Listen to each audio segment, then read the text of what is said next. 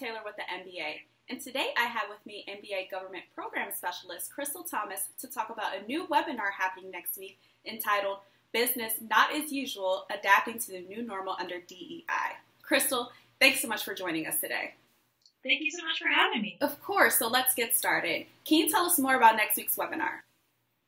So when we say DEI, we're talking about diversity, equity, and inclusion. And so next week's webinar is going to talk about, as we're adapting after COVID-19, making sure that diversity, equity, and inclusion is also part of that conversation. For example, now we have employees that are working from home. We have some that are dealing with isolation working remotely during this time. We have others who are now, raising kids, teacher and full-time employee, and understanding that this is impacting everybody differently depending on age, depending on ability, depending on background. And so making sure that we're coming up with holistic solutions going forward for the future of our industry. That's great. So can you tell us more about, during times like this, why should businesses continue to focus on expanding their D&I efforts?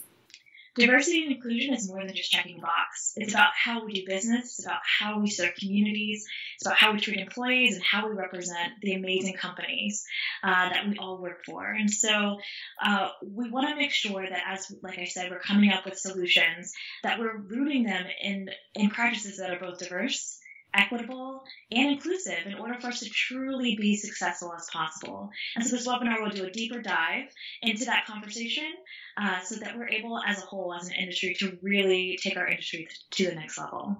That's great. So lastly, can you tell us more about how people can register for this webinar as well as MBA's resources on D&I efforts?